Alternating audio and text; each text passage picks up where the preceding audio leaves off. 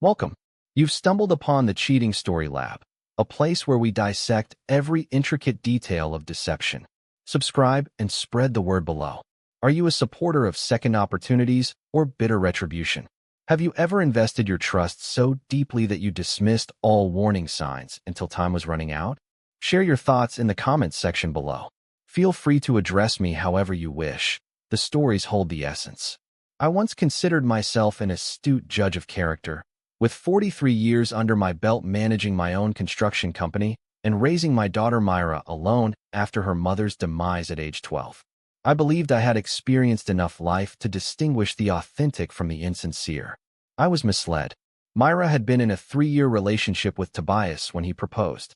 On paper, he seemed flawless, educated, employed in marketing, and always courteous during our dinner meetings. Perhaps overly so.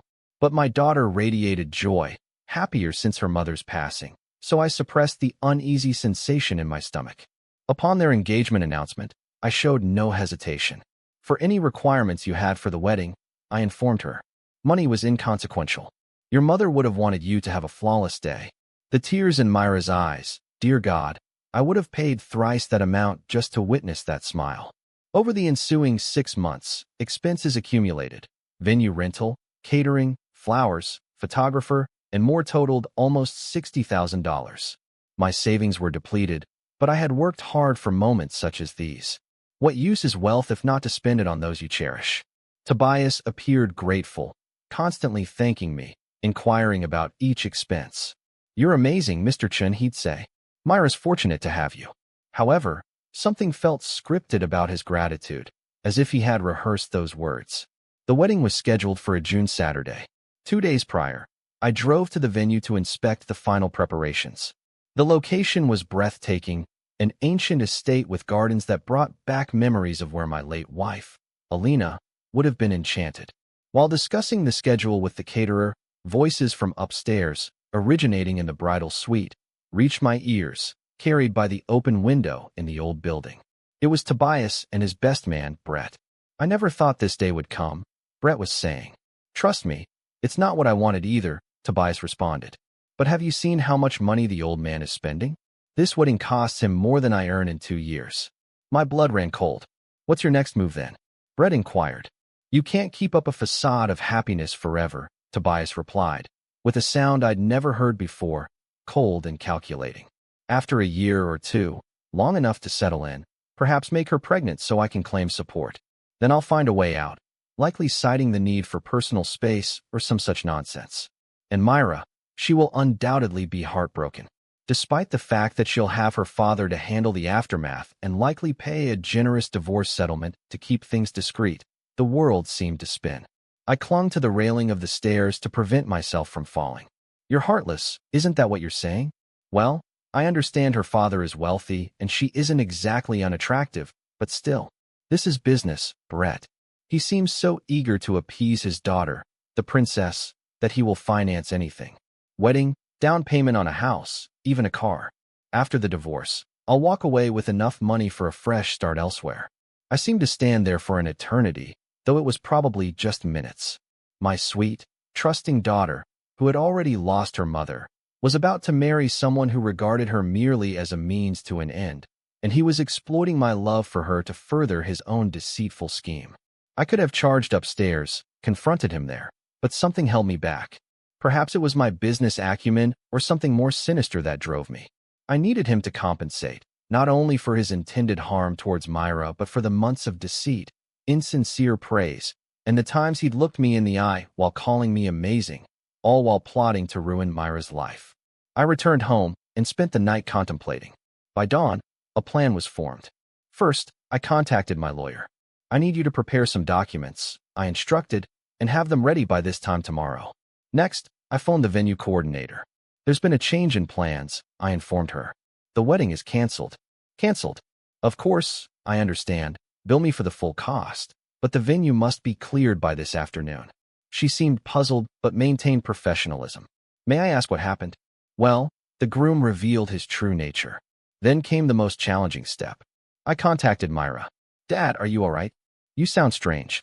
Darling, please come over and don't bring Tobias. This is just between us. Hour later, she was in my living room looking troubled. What's happening? I questioned, after taking a breath. I need you to listen, I responded, presenting a recorded conversation from my phone. Although not admissible in court, it served to reveal the true nature of her fiancé, as Tobias's voice echoed within the room. By the end of the playback, she was weeping, not gentle tears of sorrow, but harsh, betrayed sobs that signified her entire world had crumbled. I'm sorry, my dear. I consoled, helping her change clothes. I'm extremely sorry. She murmured, the wedding is tomorrow. Every arrangements have been made. The venue, food, photographer, all set. Everything's been canceled. She looked at me with red eyes. What about Tobias? Has he been informed? Not yet, but he will be soon enough. That night, I texted Tobias. You're required at the venue tomorrow at 2 p.m. concerning the final payment. Upon arrival, he found me alone in the vacant event space with an envelope on the table. Confused, he asked, where is everyone? I gestured for him to sit, noticing his apprehension. Tobias, I said, maintaining composure, I overheard your conversation with Brett yesterday, every single word. His complexion paled. I don't need an explanation, Tobias. Your intentions were clear. I slid the envelope across the table. Inside, you'll find a comprehensive breakdown of all the expenses for this wedding. A total of $58,412. I explained as he nervously opened the envelope. The second document was a promissory note, adding, since your curiosity regarding my finances has been piqued, here is exactly what you wanted. You must pay the full amount promptly. Your response seems unserious. The third paper is a cease and desist order, which prohibits you from contacting my daughter, entering my property, or discussing either of us with anyone. If violated, the promissory note becomes the least of your worries. He looked at the papers as if they were dangerous. This behavior seems irrational. How can one protect a daughter from a fraudster? Let me demonstrate. I took out my phone and played a recording, his voice echoing in the empty venue discussing his intentions to use my daughter for monetary gain and ruin her life. That's not admissible in court, he stuttered. However, it certainly is in the court of public opinion, especially given how quickly audio files can be shared on social media today. He remained silent for a while, likely weighing his options. Eventually, he looked up at me. What do you want? 1. You need to vanish, depart from town, avoid contacting Myra or me. Commence the wretched life you intended after ruining my daughters. Commence it now. Since I don't have anything, I can't pay $58,000. In that case, devise an alternative because the other option is me ensuring everyone familiar with you understands your character. He departed without another utterance. I never encountered him again. Myra was heartbroken for months. The embarrassment of annulling a wedding, the treachery, the realization that someone she cherished had deceived her for years almost shattered her. Yet, she's tougher than she realizes. She visited therapy, concentrated on her career, and gradually recuperated. A year later, she met somebody new. Marcus is a teacher, earning roughly a tenth of what Tobias did, and he adores my daughter like she is the moon. When I first saw them together, I knew this was genuine affection. They are getting married next month. 2. You should vanish from sight, leave town, refrain from contacting Myra or me. Begin the insignificant life you had planned following your destruction of my daughter's life. Start it immediately. Since I possess no assets, I can't repay $58,000. In that event, devise an alternative as the other choice is me ensuring everyone who knows you recognizes your character traits. He departed without a word. I never saw him again. Myra was devastated for months. The shame of canceling a wedding, the deceit, the realization that someone she cherished had been lying to her for years nearly broke her. Yet, she's stronger than she realizes. She sought therapy, focused on her career, and gradually healed. A year later, she encountered someone new. Marcus is a teacher, earning around 1/10 of what Tobias did, and he adores my daughter as if she were the moon. When I witnessed them together for the first time, I understood that this was genuine affection.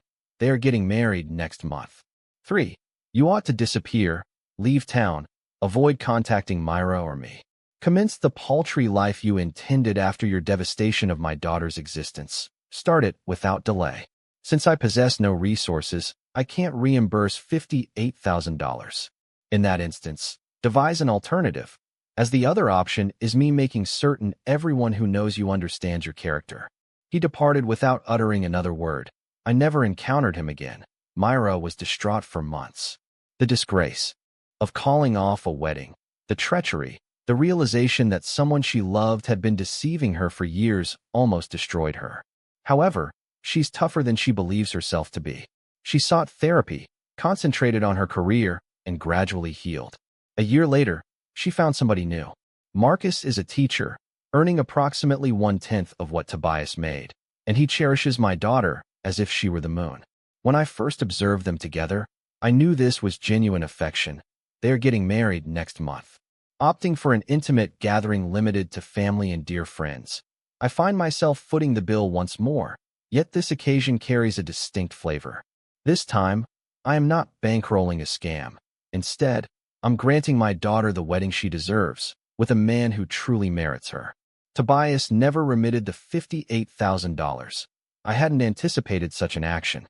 Nevertheless, retribution doesn't always involve recovering one's money. Sometimes it's about ensuring the person who attempted to defraud you receives precisely what they deserve, nothing. If you've persevered this far, I encourage you to subscribe, like this video, and share it with someone who might benefit from this tale. Kindly express your thoughts in the comments. Have you ever shielded someone dear to you from an unworthy individual? Thank you for tuning in. Until next time.